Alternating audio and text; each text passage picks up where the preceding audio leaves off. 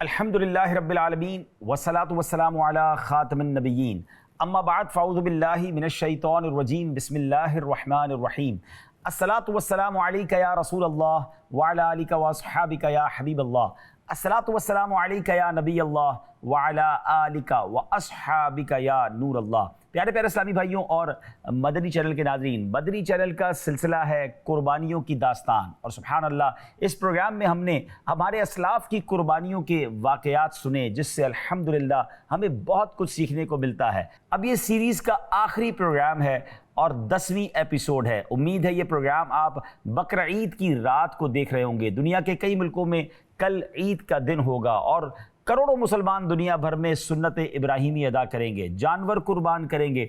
मगर आज हम जानेंगे कि ये जानवर जिस याद में कुर्बान किए जाते हैं, जिस वजह से कुर्बान किए जाते हैं, एक्चुअली वो वाक़या क्या था। हो सके तो अपने घर वालों के साथ, अपने बच्चों के साथ इस प्रोग्राम को देखिए, इस प्रोग्राम को शेयर भी कीजिए, क्योंकि नॉर्मली अब आने वाली नस्लों में से बहुत बड़ी तादाद को ये वाक़या उस अंदाज से मालूम नहीं है। हज़रत इब्राहीम खलीलुल्लाह अला नबीना व अलैहिस्सलाम की ज़िंदगी कमाल की ज़िंदगी है। आपकी सीरत हम सब के लिए मशअले राह है।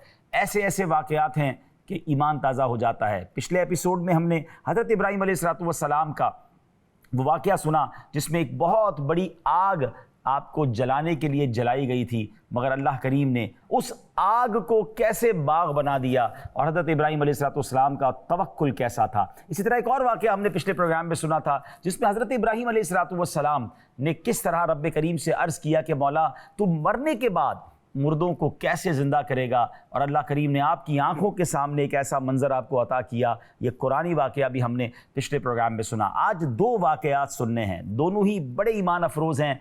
पहला वाक़या सुभान अल्लाह, दुनिया भर से गए हुए लाखों हुज्जाज हरमैन तय्यबैन में हज की सआदत पा रहे हैं, मक्का मुकर्रमा में तवाफ़ कर रहे हैं, मिना और अरफात की बहारें लूट रहे हैं। ये मक्का कैसे आबाद हुआ, सुभान अल्लाह। इसके पीछे भी एक बहुत ही खूबसूरत वाक़या है और इसमें भी हज़रत इब्राहीम अलैहिस्सलाम और उनके ख़ानदान की अजीम कुर्बानी है। हज़रत इब्राहीम अलैहिस्सलाम को ये हुक्म दिया गया कि आप अपने बच्चे को और अपनी ज़ौजा हज़रत हाजरा और हज़रत इस्माईल अलैहिस्सलाम को उस लकोदक सहरा में, उस वीरान बस्ती में छोड़कर आ जाएं। नाज़रीन, पहले एक बात समझ लीजिए, हज़रत इस्माईल अलैहिस्सलाम हज़रत इब्राहीम के बेटे हैं, साहबजादे हैं, मगर हज़रत इस्माईल अलैहिस्सलाम हज़रत इब्राहीम को बड़ी दुआओं के बाद मिले। आप जानकर शायद हैरान हो जाएंगे कि हज़रत इस्माईल अलैहिस्सलाम 99 साल की उम्र में हज़रत इब्राहीम को मिले। आप दुआएं करते रहे और अल्लाह से ये पुकारते थे, अर्ज़ करते थे, इस्मा या ईल, इस्मा या ईल।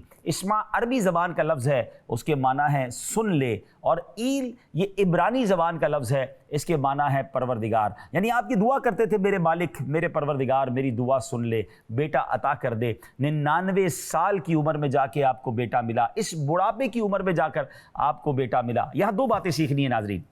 अल्लाह के खलील हैं, अल्लाह के दोस्त हैं, नबी अल्लाह है, मगर इतनी सारी दुआएं हैं और इतने बरस के बाद वो दुआ कबूल हुई और आपको बेटा मिला। गौर कीजिए, हम 2-4 महीने कोई दुआ कर लें, कुछ अरसा हो जाए कुछ दुआ करते हुए, और वो ना मिले जो हम चाहते हैं, तो हमारी ज़बान पर शिकवे आते हैं, हमारी ज़बान पर शिकायतें आ जाती हैं। गौर कीजिए, मेरी और आपकी औकात क्या है। वो अल्लाह के नबी हैं, जो चाहते हैं उसको मिलने में ताख़ीर हो रही है, मगर शिकवा नहीं है ज़बान पर, कंप्लेन नहीं है। ये हमें सिखा रहे हैं, बता रहे हैं कि रब की रज़ा पर राज़ी रहना यही बंदगी है और यही अल्लाह वालों का तरीका है। दूसरी बात नाज़रीन, ज़रा गौर कीजिए कि जो बच्चा इतनी दुआओं के बाद मिला हो, अब उससे कितना प्यार होगा। आज किसी को 5-10 साल 15 साल बाद औलाद मिले और ख़ास तौर पे बेटा मिले तो कहते हैं बड़ी दुआओं से मिला है, बड़ी बड़ी मिन्नतों से मिला है। अब उसके पैर ज़मीन पर नहीं रखने देते, उसको बड़ा प्यार से रखते हैं, बहुत टेक केयर करते हैं। और उस दूध पीते बच्चे के लिए हुक्म दिया जा रहा है, वही की जा रही है कि ऐ इब्राहीम, अपने बेटे को और अपनी ज़ौजा को एक ऐसी बस्ती में, एक ऐसे इलाके में जहाँ पानी भी नहीं है, जहाँ सहरा है, जहाँ गर्मी है, जहाँ आबादी भी नहीं है, वहाँ छोड़ के आ जाओ। अल्लाह अकबर। कैसे कैसे अल्लाह का हुक्म मानने वाला ये ख़ानदान था। आप अपनी ज़ौजा को लेकर, अपने बेटे को लेकर उस वादी में पहुँच गए जहाँ आज मक्का आबाद है। नाज़रीन, उस वक्त आबादी नहीं थी, कोई नहीं था, सहरा था, पहाड़ थे, गर्मी थी, लकोदक सहरा था। आपने अपनी ज़ौजा को, अपने बच्चे को, थोड़ा सा पानी है, थोड़ी सी खजूरें हैं, और उनको छोड़कर आप वापस जाने लगे। بی بی حاجرہ رضی اللہ تعالی عنہا آپ سے عرض کرتی ہیں کہ اے میرے سرتاج، اس صحرا میں، اس بیابان میں آپ ہمیں کس کے سہارے چھوڑ کر جا رہے ہیں؟ آپ نے کوئی جواب نہیں دیا، آپ چلنے لگے۔ پھر پوچھا اے ابراہیم ہمیں بتائیے تو صحیح کہ آپ کس کے آسرے پہ ہمیں چھوڑ کے جا رہے ہیں؟ پھر جواب نہیں دیا۔ پھر بی بی حاجرہ نے بڑے کمال کا سوال کیا کہ ہمیں یہ بتا دیجئے کہ آپ جو یہ ہمارے ساتھ کر رہے ہیں، جو ہمیں چھوڑ کر جا رہے ہیں، کیا یہ اللہ کا حکم ہے؟ حضرت ابراہیم علیہ السلام نے کہا کہ ہاں یہ اللہ کا حکم ہے۔ اللہ اکبر۔ ناظرین ذرا غور کیجئے، بی بی حاجرہ رضی اللہ تعالیٰ عنہ جب یہ سنا تو آپ نے فرمایا کہ خداوند کریم مجھ کو اور میرے بچے کو ضائع نہیں فرمائے گا، اگر اللہ کا حکم ہے تو ہم راضی ہیں۔ یہ کیسا خاندان تھا، یہ کیسی قربانی تھی ناظرین۔ حضرت ابراہیم علیہ السلام اپنی فیملی کو چھوڑ کر واپس آ گئے۔ ابھی بھی حاجرہ نے کچھ دنوں تک تو جو سامان تھا، کھجوریں تھیں، پانی تھا، اس سے اپنا بھی گزارا کیا، بچے کا بھی گزارا کیا، دودھ پلاتی رہیں بچے کو، لیکن اس کے بعد وہ پانی بھی ختم ہو گیا، کھانا بھی ختم ہو گیا۔ بی بی حاجرہ رضی اللہ تعالیٰ عنہ کا بھی دودھ اب سوکھ گیا۔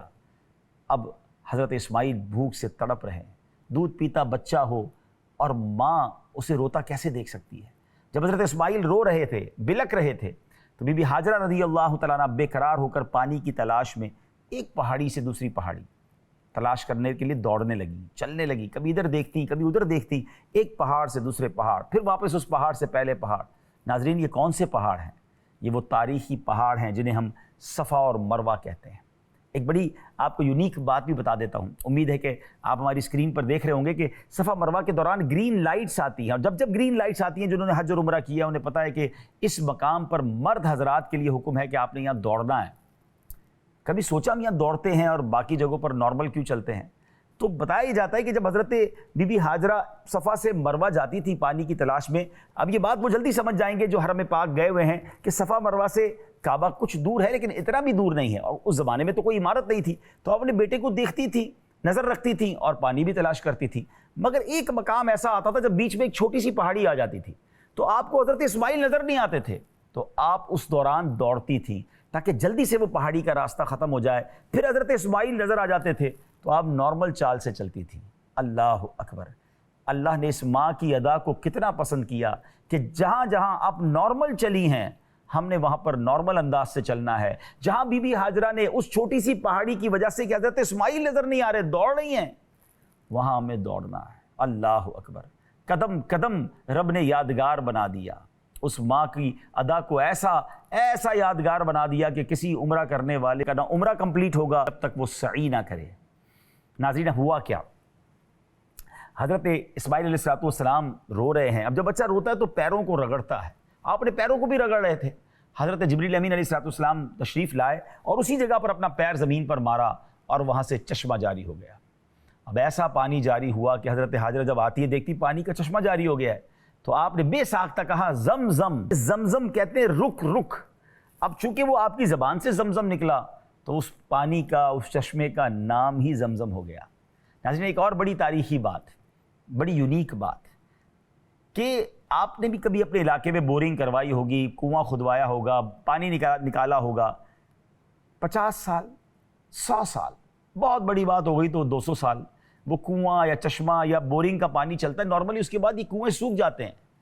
آپ کو اندازہ ہے کہ زمزم کو کتنے سال ہو گئے ہیں؟ اگر کیلکولیشن کریں تو یہ 5000 سال سے زیادہ عرصہ ہو چکا ہے، اور یہ چشمہ جاری ہے، یہ پانی جاری ہے۔ اور آپ ذرا سوچیں کہ روزانہ لاکھوں کروڑوں گیلن نکالا جاتا ہے، کیونکہ حرم پاک میں کتنے لوگ اسے پیتے ہیں، مدینہ پاک کے حرم میں پیتے ہیں، پھر دنیا بھر کے حاجی لے کر جاتے ہیں، ایکسپورٹ ہوتا ہے یہ پانی۔ مگر مجال ہے کہ زمزم کا کنواں سوکھ جائے، اور کیسا صاف شفاف پانی ہے۔ جب بھی اس کا ٹیسٹ کروایا گیا لیبارٹری میں بیسٹ منرل واٹر بنتا ہے، نہ گھر لے جائیں تو اس میں اسمیل نہیں آتی ہے، اور سبحان اللہ یہ زمزم جو ہے یہ غذا بھی ہے۔ جی ہاں، حضرت اسماعیل علیہ السلام کے لیے دودھ کا بھی اس نے کام کیا، پانی کا بھی کام کیا، غذا کا بھی کام، اور اللہ اکبر آج بھی زمزم بڑی طاقت دیتا ہے۔ اور نبی پاک علیہ السلام کی وہ شاندار حدیث جس کا مضمون ہے کہ زمزم جس نیت سے پیا جائے وہ پوری ہو جاتی ہے۔ یہ زمزم اس لیے ہے جس لیے اس کو پیے کوئی، اسی زمزم میں جنت ہے، اسی زمزم میں کوثر ہے۔ زمزم کو دیکھنا بھی عبادت ہے ناظرین، سبحان اللہ۔ اب جیسے پانی آ گیا تو اب یاد رکھیے کہ جہاں پانی ہے وہاں زندگی ہے، اس علاقے میں تو ویسے ہی پانی نہیں تھا، قافلے گزرتے تھے۔ اب جب دیکھا پانی ہے تو انہوں نے بی بی ہاجرہ رضی اللہ تعالیٰ عنہ سے یہی بسنے کی اجازت طلب کی۔ آپ نے اجازت دی، کچھ گھر آباد ہوئے، آہستہ آہستہ آہستہ اب یہ مکہ جو ہے وہ آباد ہونے لگ گیا۔ حضرت ابراہیم علیہ السلام تشریف لائے اور اب کعبے کی تعمیر کی باری ہے۔ اب حکم دیا گیا کعبے کی تعمیر کی جائے۔ یاد رہے کہ حضرت آدم علیہ السلام نے بھی کعبے کی تعمیر کی تھی، مگر طوفان نوح میں کعبے کو اٹھا لیا گیا تھا کیونکہ وہاں پانی ہی پانی تھا۔ حضرت جبریل امین علیہ السلام حجر اسود اور مقام ابراہیم، یہ دو جنتی پتھر تھے، وہ جبل ابو قبیس پر رکھ آئے تھے۔ اور اب جب کعبے کی تعمیر کا پھر سلسلہ شروع کرنا تھا تو حضرت ابراہیم علیہ السلام کو آرڈر دیا گیا، حکم دیا گیا کہ اے ابراہیم کعبے کی تعمیر کرو۔ دیکھیں نا ناظرین، ہم دنیا میں اپنا گھر بناتے ہیں تو ہمیں ایک ڈیمارکیشن پلان ملتا ہے، ایک ایسا نقشہ ملتا ہے جس سے ہمیں پتہ چلتا ہے کہ یہ پلاٹ کی وڈتھ کیا ہے، لینتھ کیا ہے، چوڑائی اور لمبائی کیا ہے، اور اسی کے مطابق ہم اپنے گھر کی یا اس پلاٹ میں تعمیرات کرتے ہیں۔ حضرت ابراہیم علیہ السلام کو اسی ڈائمنشن پر، اسی جگہ پر کعبہ تعمیر کرنا تھا جو حضرت آدم علیہ السلام کے دور میں تعمیر ہوا تھا۔ کعبہ مشرفہ کی ایک اور شان آپ کو بیان کروں ناظرین، جنہوں نے کعبہ دیکھا ہے انہیں مبارک ہو، اللہ آپ سب کو مجھے بار بار دیکھنا نصیب فرمائے۔ کعبہ شریف کے بالکل اسی سیدھ میں 7ویں آسمان پہ فرشتوں کا کعبہ بھی ہے، جسے بیت المعمور کہا جاتا ہے، وہ فرشتے طواف کرتے ہیں۔ تو یہ جو ڈائمنشن ہے، یہ ایگزیکٹلی جو حدود اربع ہے، یہ بہت ضروری تھا کہ وہیں تعمیر کیا جائے، مگر کوئی نقشہ تھا نہیں، کوئی نشان تھے نہیں۔ تو حضرت ابراہیم علیہ السلام نے اللہ کی بارگاہ میں عرض کی کہ مولا میں کعبہ کیسے تعمیر کروں؟ تو اب ایک بادل بھیجا گیا، روایتوں میں آتا ہے وہ بادل جہاں جا کر رک گیا اسی کے سائے میں، یعنی گویا اللہ کی رحمت سے یہ اشارہ ملا کہ اسی کے سائے میں جہاں جہاں تک سایہ ہے کعبے کی تعمیر کی جائے۔ اب تعمیر کے لیے جب پتھر تلاش کرنے تھے تو حضرت ابراہیم علیہ السلام اور حضرت اسماعیل علیہ السلام کو گائیڈ کیا حضرت جبریل امین نے کہ جبل ابو قبیس سے یہ 2 پتھر بھی لائے جائیں، یہ جنتی پتھر ہیں۔ وہ پتھر لایا گیا، حضرت ابراہیم علیہ السلام ایک پتھر پر کھڑے ہو گئے، اور وہ پتھر آج جس کو مقام ابراہیم کہتے ہیں۔ اس پتھر کی ایک اور شان یہ ہے ناظرین کہ پہلے تو اس پتھر نے حضرت ابراہیم علیہ السلام کے قدموں کے نشان اپنے اندر کیسے جذب کر لیے کہ آج 5000 سال سے زیادہ وقت ہو چکا ہے، اپنی آنکھوں سے آج بھی ہم حضرت ابراہیم علیہ السلام کے بالکل واضح قدموں کے نشان دیکھ سکتے ہیں۔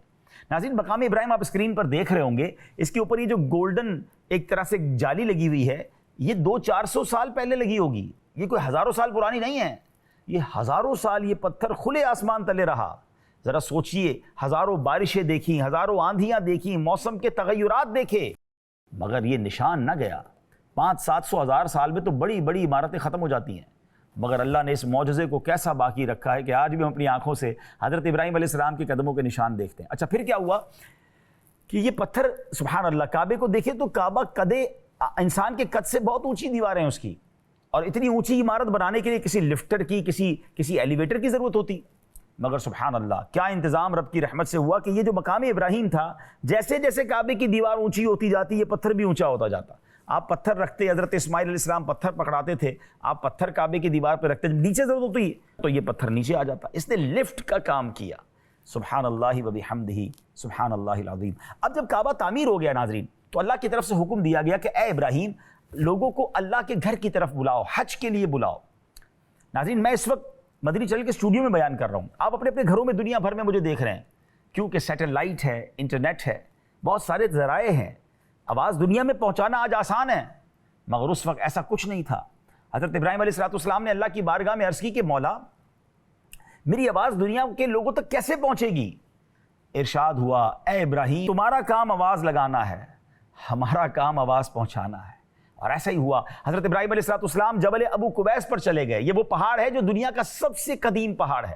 اگر آپ یہ پہاڑ دیکھنا چاہتے ہیں، اللہ آپ کو اور مجھے مکہ پاک کی حاضری عطا فرمائے۔ جبل صفا جو ہے، کوہ صفا جہاں سے صفا مروہ کی سعی شروع ہوتی ہے، جب آپ اس سے باہر نکلتے ہیں آج ایک بڑا پہاڑ وہاں موجود ہے جس پر محل بنا ہوا ہے، یہی جبل ابو قبیس تھا۔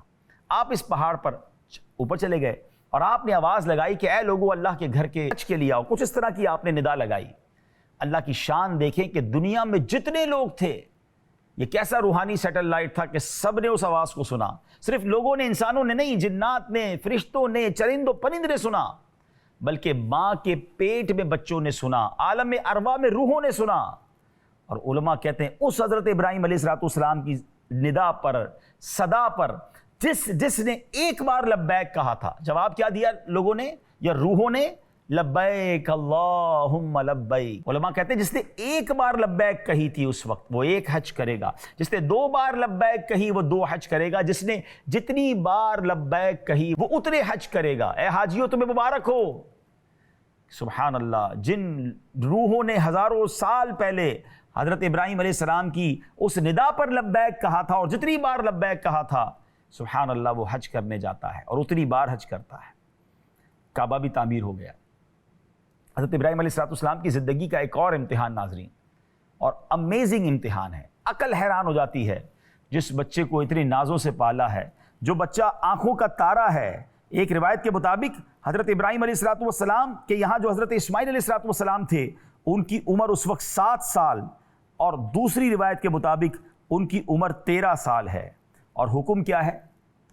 8 ذوالحجہ کی رات ہے۔ خواب میں آپ دیکھتے ہیں کہ کوئی کہنے والا کہہ رہا ہے بے شک اللہ عز و جل تمہیں اپنے بیٹے کو ذبح کرنے کا حکم دیتا ہے۔ آپ صبح سے شام تک غور کرتے رہے کہ یہ خواب اللہ کی طرف سے ہے یا شیطان کی طرف سے ہے۔ اسی لیے 8 ذوالحجہ کو یوم الترویہ کہا جاتا ہے ناظرین۔ ترویہ کہتے ہیں سوچ بچار کا دن۔ آپ کا وہ دن سوچ بچار میں گزرا، پھر 9 کی رات آئی، پھر یہی خواب دیکھا، اب آپ سمجھ گئے کہ یہ خواب اللہ ہی کی طرف سے ہے، آپ نے یقین کر لیا، پہچان لیا۔ اس لیے 9 ذوالحجہ کو یوم العرفہ کہا جاتا ہے، پہچان کا دن۔ اب 10 ذوالحجہ کو آپ نے پلان کر لیا کہ آج میں نے بیٹے کو ذبح کرنا ہے، تو اس لیے 10 ذوالحجہ کو یوم النحر کہا جاتا ہے، یعنی ذبح کا دن۔ اللہ اکبر۔ اب ناظرین حضرت ابراہیم علیہ السلام اپنے بیٹے حضرت اسماعیل علیہ السلام کو لے کر چلنے لگے۔ شیطان ان کی جان پہچان والے ایک شخص کی صورت میں سامنے آیا اور پوچھنے لگا، اے ابراہیم کہاں کا ارادہ ہے؟ جواب دیے، کام سے جا رہا ہوں۔ شیطان کہتا ہے اپنے بیٹے اسماعیل کو ذبح کرنے جا رہے ہو نا؟ حضرت ابراہیم علیہ السلام نے کہا اسے، کیا تم نے کسی باپ کو دیکھا ہے کہ وہ اپنے بیٹے کو ذبح کرے؟ شیطان کہتا ہے ہاں میں دیکھ رہا ہوں کہ تم اسی کام کے لیے چلے ہو۔ آپ سمجھتے ہیں کہ اللہ عز و جل نے آپ کو اس بات کا حکم دیا ہے؟ حضرت ابراہیم علیہ السلام نے ارشاد فرمایا اگر اللہ عز و جل نے مجھے اس بات کا حکم دیا ہے تو پھر میں اس کی فرما برداری کروں گا۔ شیطان مایوس نہیں ہوا، وہ پھر حضرت اسماعیل علیہ السلام کی امی جان بی بی ہاجرہ کے پاس گیا۔ ماں کا دل تو بیٹے کے بہت کلوز ہوتا ہے نا۔ شیطان جا کر کہتا ہے اے بی بی ہاجرہ تمہیں پتہ ہے تمہارے شوہر تمہارے بیٹے کو لے کر کہاں گئے؟ تو وہ کہتی ہیں کہ وہ اپنے کسی کام سے لے کر گئے۔ شیطان کہتا نہیں، وہ ذبح کرنے کے لیے لے کر گئے۔ آپ کہتی ہیں کیا کوئی باپ اپنے بیٹے کو بھی ذبح کرتا ہے؟ تو شیطان کہتا ہے کہ اللہ عز و جل نے انہیں اس بات کا حکم دیا ہے۔ آئے ہائے، وہ کیسی خاتون تھی، کیسی اللہ کی رضا پر راضی رہنے والی خاتون ہے، کہتی ہے کہ رب کا حکم ہے تو پھر ہم بھی راضی ہیں۔ شیطان پھر حضرت اسماعیل علیہ السلام کے پاس 7 سال یا 13 سال کے بیٹے کے پاس آ کر کہتا ہے تمہیں پتہ ہے تمہارے بابا جان کہاں لے جا رہے ہیں؟ غور کیجئے ناظرین، اس وقت ہمارے گھروں میں قربانی کے جانور بندھے ہوئے ہیں، ہم قربانی کی طرف جا رہے ہیں۔ کبھی سوچئے یہ واقعہ کیا تھا اور یہ کیسی قربانی تھی؟ حضرت اسماعیل کہتے ہیں کہ بابا جان مجھے کہیں کسی کے پاس لے کر جا رہے ہیں۔ تو جب شیطان نے کہا نہیں تمہیں ذبح کرنے لے جا رہے ہیں، کہا باپ کبھی اپنے بیٹے کو ذبح کرتا ہے؟ کہا ان کو رب کا حکم ہے، یہ بچہ کیا کہتا ہے، اتنی چھوٹی عمر ہے، کیسی تربیت ہے، کہتے ہیں رب کا حکم ہے تو پھر میں بھی راضی ہوں۔ اللہ اکبر۔ جب شیطان باپ بیٹے کو بہکانے میں ناکام ہوا اور جمرے کے پاس آئے، جو حاجی رمی کرتے ہیں نا، ایگزیکٹلی یہ واقعہ کیا تھا؟ حضرت ابراہیم علیہ السلام نے اسے 7 کنکریاں ماری۔ کنکریاں مارنے پر شیطان راستے سے ہٹ گیا، یہاں سے ناکام ہو کر وہ دوسرے جمرہ جہاں پر ہے وہاں گیا۔ فرشتے نے دوبارہ حضرت ابراہیم علیہ السلام سے عرض کی کہ اسے پھر ماریے۔ آپ نے پھر 7 کنکریاں ماری، وہ پھر آگے چلا گیا اس مقام پر جہاں آج تیسرا جمرہ ہے۔ تو حضرت ابراہیم علیہ السلام نے فرشتے کے کہنے پر پھر اسے 7 کنکریاں ماری۔ شیطان کو یہ 3 مقامات پر کنکریاں مارنے کی یاد کیسی باقی رکھی گئی ہے کہ ہر حاجی پر واجب ہے کہ وہ رمی جمرات کرے گا، شیطان کو کنکریاں، بلکہ تینوں دن 10، 11 اور 12 ذوالحجہ کو یہ رمی ہوتی ہے۔ ہاں 10 ذوالحجہ کو صرف بڑے شیطان کو رمی کی جاتی ہے اور 11 اور 12 کو تینوں جبروں کو یعنی تینوں شیطانوں کو رمی کی جاتی ہے۔ اللہ نے خلیل اللہ کی یاد کو کیسے باقی رکھا۔ حضرت ابراہیم علیہ السلام نے اب اپنے بیٹے کو بھی یہ خبر دے دی، اور یہ باپ بیٹے کی جو کانورزیشن ہے، گفتگو ہے، اس کو کس شاندار انداز میں قرآن بیان کرتا ہے۔ آپ نے بیٹے سے کہا یا بنیا انی ارا فی المنام انی اذبحک فانظر ماذا تری۔ ترجمہ کنز الایمان، اے میرے بیٹے میں نے خواب دیکھا کہ میں تجھے ذبح کرتا ہوں، اب تو دیکھ تیری کیا رائے ہے۔ اللہ اکبر، باپ بیٹے سے کہہ رہا ہے کہ میں نے یہ خواب دیکھا ہے کہ تمہیں ذبح کرنا ہے، مگر جواب تو سنیے۔ جو جواب دیا وہ بھی قرآن میں موجود ہے۔ فرما بردار بیٹے کیا کہتے ہیں؟ یا ابت افعل ما تؤمر، اے میرے باپ کیجئے جس کا آپ کو حکم دیا گیا، خدا نے چاہا تو قریب ہے کہ آپ مجھے صابر یعنی صبر کرنے والا پائیں گے۔ اللہ اکبر، یہ فیضان نظر تھا یا مکتب کی کرامت تھی؟ یہ فیضان نظر تھا یا کہ مکتب کی کرامت تھی؟ سکھائے کس نے اسماعیل کو آداب فرزندی؟ سبحان اللہ، بڑی کمال کی التجائیں اپنے والد صاحب سے کی۔ اے میرے بابا جان مجھے ذرا رسی سے مضبوط باندھ دیجئے گا، جب آپ مجھے ذبح کریں میں زیادہ نہ ہلوں، کہیں میرے ثواب میں کمی نہ ہو جائے، اور میرے خون کے چھینٹوں سے کہیں آپ کے کپڑے خراب نہ ہو جائیں۔ آپ کے کپڑوں پر میرے خون کے چھینٹے لگیں گے تو میری والدہ اور غمگین ہو جائے گی۔ چھری ذرا خوب تیز کر لیجئے گا تاکہ ذبح کے وقت مجھے تکلیف کم ہو۔ آپ مجھے ذبح کرنے کے لیے پیشانی کے بل لٹائیے گا، مجھے پیشانی کے بل یعنی چہرہ زمین کی طرف کر دیجئے گا تاکہ آپ کی نظر میرے چہرے پر نہ پڑے۔ اور جب آپ میری والدہ کے پاس جائیں تو میرا سلام بھی پہنچائیے گا، اور مناسب سمجھے تو میری قمیص انہیں دے دیجئے گا، اس سے ان کو تسلی ہوگی اور صبر آ جائے گا۔ حضرت ابراہیم علیہ السلام اس صابر، اس اللہ کی رضا پر راضی رہنے والے بیٹے سے کہتے ہیں کہ بیٹا اللہ کے حکم پر عمل کرنے میں تم میرے لیے کتنے مددگار ثابت ہو رہے ہو۔ اللہ اکبر، وہی ہوا، آپ نے رسی سے باندھ بھی دیا، چھری کو تیز بھی کر لیا، حضرت اسماعیل علیہ السلام کو پیشانی کے بل لٹا بھی دیا، ان کے چہرے سے نظر ہٹائی اور چھری پھرا دی۔ جی ہاں ناظرین، آپ نے چھری چلا دی تھی مگر چھری نے اپنا کام نہ کیا، یعنی گلا نہ کٹا۔ ناظرین دو واقعات ذرا نظر میں رکھیے گا۔ آگ کا کام جلانا ہے، مگر میرے رب نے چاہا تو آگ نے جلایا نہیں تھا حضرت ابراہیم کو، وہ آگ سلامتی والی ٹھنڈی ہو گئی بلکہ گلزار بن گئی۔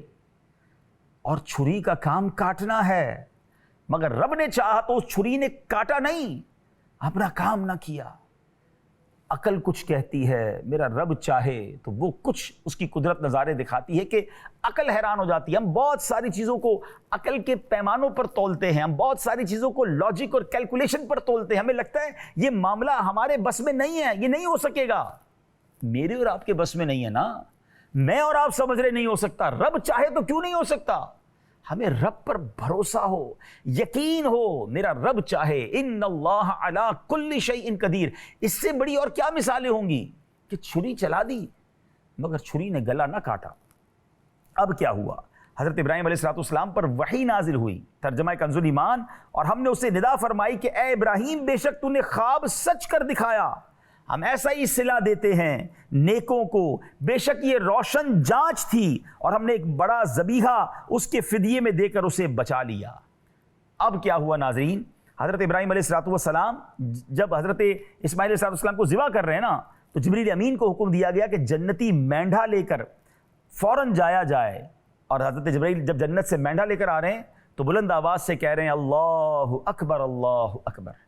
حضرت ابراہیم علیہ السلام نے آسمان کی طرف نظر دوڑائی، جبریل امین مینڈھا لے کر آ رہے ہیں، آپ سمجھ گئے کہ آزمائش کا وقت پورا ہو گیا ہے۔ اب آپ نے کیا کہا؟ لا الہ الا اللہ واللہ اکبر۔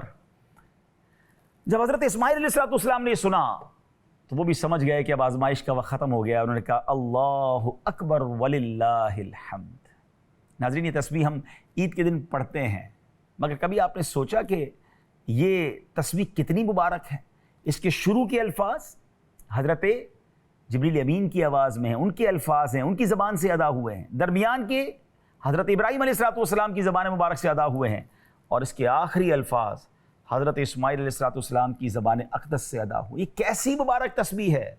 کاش یہ تسبیح ہر بار پڑھتے وقت ہم اس منظر کو یاد کریں، اس سینیریو کو یاد کریں، اور اللہ کی بارگاہ میں شکر ادا کریں کہ یا اللہ تو نے ہمیں اس امتحان میں نہیں ڈالا۔ سوچئے نا اگر مجھے اور آپ کو حکم دے دیا جاتا اپنے بچوں کو ذبح کریں، ہم سے تو چھوٹی سی قربانی نہیں دی جاتی، یہ خاندان تو جب دیکھیں قربانی کے لیے تیار ہے۔ اللہ اکبر! اب تو ہم جانور ذبح کرتے ہیں، کھانا بھی خود کھاتے ہیں، دوستوں کو کھلاتے ہیں، رشتہ داروں کو دیتے ہیں، ہمیں کون سی بڑی قربانی؟ اور جس کے پاس مال ہے اسی پر قربانی ہے، صاحب استطاعت پر ہی قربانی ہے نا، غریب لوگوں پر تو واجب بھی نہیں رکھی گئی۔ مگر کاش اس عظیم قربانی کو ہم سب یاد کریں اور حضرت ابراہیم علیہ السلام، حضرت اسماعیل علیہ السلام، بی بی ہاجرہ کی ان قربانیوں کو یاد کر کے ان کی عظمت دل میں اور بڑھائیں۔ اب ذرا اس تسبیح کو ذرا مل کر تو پڑھیے نا، تصور میں پڑھیے کہ کیا تسبیح ہے۔ اللہ اکبر، اللہ اکبر، لا الہ الا اللہ، واللہ اکبر، اللہ اکبر، وللہ الحمد، اللہ اکبر، اللہ اکبر، لا الہ الا اللہ، واللہ اکبر، اللہ اکبر، وللہ الحمد، اللہ اکبر، اللہ اکبر، لا الہ الا اللہ، واللہ اکبر، اللہ اکبر، وللہ الحمد۔ ناظرین، جو تسبیح ابھی ہم نے پڑھی ہے اور جو سنی ہے، یہ عید کے دن، عید الاضحیٰ جو بڑی عید ہے، عید کی نماز کے لیے جب جائیں گے تو بلند آواز سے پڑھتے ہوئے جائیں گے۔ عید الفطر میں یہ تسبیح پڑھنی ہے مگر کم آواز میں۔ اور سبحان اللہ، عید کا ایک وظیفہ بھی بتا دیتا ہوں۔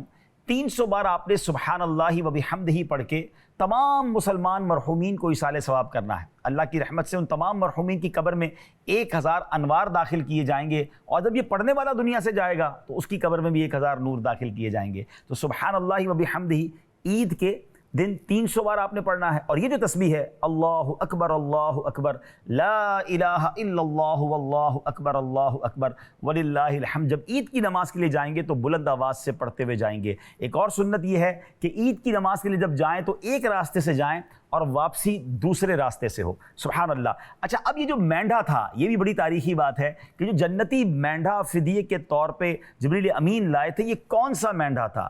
یہ وہی مینڈھا تھا جب حضرت آدم علیہ السلام کے 2 بیٹوں نے اپنی قربانی پیش کی تھی، تو قابیل نے اور حابیل نے جب اپنی قربانی پیش کی تھی تو حضرت حابیل نے ایک مینڈھا قربانی میں دیا تھا جس کو آسمان سے آگ اپنے ساتھ لے گئی۔ یہ مینڈھا جنت میں رہا اور اسی کو حضرت اسماعیل کی قربانی کے وقت گویا دوبارہ بھیجا گیا۔ یہاں ایک شرعی مسئلہ بھی ناظرین سن لیجئے کہ اب اگر کوئی اپنے خواب میں یہ دیکھے کہ بیٹے کو ذبح کرو، تو کبھی بھی اس خواب پر عمل نہیں کیا جائے گا۔ خدا نخواستہ کوئی عمل کرے گا تو وہ گناہگار ہوگا، عذاب کا حقدار ہوگا۔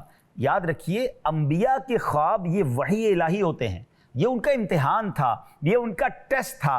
اب کوئی خواب میں ایسی کوئی چیز دیکھے تو اس پر عمل نہیں کیا جائے گا۔ اب چونکہ عید الاضحیٰ انشاءاللہ کئی ملکوں میں صبح منائی جا رہی ہے، تو آئیے کچھ قربانی کے فضائل سن لیتے ہیں۔ کیا خوبصورت روایتیں ہیں۔ سرکار دو عالم صلی اللہ تعالیٰ علیہ وسلم کا فرمان عالی شان ہے، اور اس حدیث کی راویہ ہماری امی حضور بی بی عائشہ صدیقہ طیبہ طاہرہ رضی اللہ تعالیٰ عنہا ہیں۔ میرے آقا نے فرمایا، نحر یعنی 10 ذو الحجہ کے دن اللہ پاک کے ہاں سب سے پسندیدہ عمل خون بہانا یعنی جانور ذبح کرنا ہے۔ بے شک قربانی کے جانور روز قیامت اپنے سینگوں، بالوں اور کھروں کے ساتھ آئیں گے، اور بے شک قربانی کا خون زمین پر گرنے سے پہلے ہی اللہ پاک کے ہاں مقام قبول تک پہنچ جاتا ہے، لہٰذا خوش دلی سے قربانی کرو۔ حضرت زید بن ارقم رضی اللہ تعالیٰ عنہ سے روایت ہے، سرکار مدینہ صلی اللہ تعالیٰ علیہ وسلم نے فرمایا، تمہارے لیے قربانی کے جانور کے ہر بال کے بدلے ایک نیکی ہے۔ امام حسن مجتبی رضی اللہ تعالیٰ روایت کرتے ہیں، مکہ مدینے کے سلطان شاہ کون و مکان صلی اللہ تعالیٰ علیہ وسلم نے فرمایا، جو خوش دلی سے ثواب کے لیے قربانی کرے، اس کی قربانی اس کے اور جہنم کے درمیان آڑ بن جائے گی۔ تو خوش دلی سے قربانی کرنی ہے، بوجھ سمجھ کر نہیں کرنی ہے۔ سبحان اللہ، جن کو اللہ نے قربانی کی توفیق دی ہے تو وہ شکر بھی ادا کریں کہ مولا تو نے یہ دن نصیب کیا، اور جب جانور قربان کریں تو وہاں اللہ کی بارگاہ میں یہ بھی دعا کریں کہ اللہ یہ جانور کی قربانی کر رہا ہوں، اس کو اپنے دربار میں قبول بھی فرما، اور وقت پڑا تو میں اپنے آپ کو بھی، اپنے مال، اپنے اوقات کو بھی تیرے دین کی خاطر قربان کرنے کے لیے تیار ہوں۔ سبحان اللہ، اس جذبے کے ساتھ یہ قربانی کرنی ہے۔ کچھ لوگ وسوسے پھیلاتے ہیں کہ جناب اتنی قربانی کرنے کی کیا ضرورت ہے، کچھ اور کر لیا جائے، ثواب کا کوئی اور کام کر لیا جائے۔ مجھے بتائیے، حدیث آپ نے سن لی ہے، حکم یہ ہے تو ہمارا کام ماننا ہے، اپنی عقل کے گھوڑے نہیں دوڑانے۔ حضرت ابراہیم کی تو سیرت ہی ہمیں سکھا رہی ہے، حکم ہوا کہ آگ میں کودنا ہے، اگر آگ میں جانا ہے آپ آگ میں جانے کے لیے تیار ہو گئے، وہی آئی، حکم دیا گیا کہ اپنی زوجہ اور بچے کو لکودک صحرا میں چھوڑ آؤ، آپ وہاں چھوڑ کر آ گئے، آپ نے ڈیسیشن اپنی عقل سے نہیں لیا۔ حکم ہوا کہ بیٹے کو ذبح کرو، وہ تو کر چکے جو کرنی بشر کی ہے، آپ اس میں بھی لبیک کہتے ہیں۔ تو حضرت ابراہیم کی سیرت ہمیں بتاتی ہے کہ جب رب کی طرف سے حکم آ جائے، شریعت کا آرڈر آ جائے، اب وہاں عقل کے گھوڑے نہیں دوڑائے جاتے، وہاں لبیک کہا جاتا ہے۔ آخری بات کر کے اپنے اس پروگرام کو، بلکہ اس پوری سیریز کو بھی اختتام کرتے ہیں۔ حضرت ابراہیم علیہ السلام کی معراج کی رات سرکار دو عالم علیہ السلام سے ملاقات ہوئی، اور آپ نے نبی پاک علیہ السلام سے عرض کی کہ حضور اپنی امت کو میرا سلام پہنچائیے۔ اور پھر پیارے آقا علیہ السلام نے فرمایا کہ حضرت ابراہیم علیہ السلام کا یہ فرمان ہے کہ اپنی امت کو فرمائیے کہ جنت پاک اور زرخیز زمین ہے اور خالی میدان کی صورت ہے، بے شک یہاں کے باغات سبحان اللہ، الحمدللہ، لا الہ الا اللہ اور اللہ اکبر ہیں۔ یعنی جنت کی زمین خالی ہے، بندہ جب سبحان اللہ، الحمدللہ، لا الہ الا اللہ یا اللہ اکبر پڑھتا ہے، ہر جملے کے بدلے ایک ایک درخت لگا دیا جاتا ہے۔ تو سبحان اللہ ناظرین، اگر جنت میں درخت لگانا چاہتے ہیں، حضرت ابراہیم علیہ السلام کا یہ پیغام قبول کیجئے، لبیک کہیے اور زیادہ سے زیادہ ذکر اللہ کیجئے۔ جنت میں باغات لگائیے، جس کے جنت میں درخت لگے ہوئے ہوں گے، باغات لگے ہوئے ہوں گے، اللہ کی رحمت سے امید ہے اسے جنت میں داخلہ بھی نصیب ہو جائے گا۔ تو آج سے ذکر الہی کی کثرت شروع کر دیجئے۔ اللہ کریم ہم سب کی قربانیوں کو، جو عاشقان رسول قربانی کر رہے ہیں، اپنے دربار میں قبول فرمائے اور ان مبارک ایام کی برکتیں ہم سب کو نصیب فرمائے۔ خوش رہیے، خوشیاں بانٹیے، غموں کو دو لوگوں کے کم کیجئے، اور ہاں قربانی ضرور کیجئے، مگر قربانی کے بعد صفائی کا بھی خیال رکھیے۔ لاکھوں روپے جانور پہ خرچ کر لیتے ہیں، چند 100 یا 1000 روپے خرچ کر کے اپنے محلے، اپنی سڑکوں کو صاف بھی کر لیجئے گا۔ گرمی کے دن ہیں، ایسا نہ ہو بیکٹیریا یا جراثیم پھیلیں اور ہم بیمار ہوں، ہمارے بچے بیمار ہوں۔ امید کرتا ہوں اس بات کا بھی خیال رکھیں گے۔ اپنی دعاؤں میں یاد رکھیے گا، صلو علی الحبیب صلی اللہ تعالی علی محمد صلی اللہ علیہ وسلم۔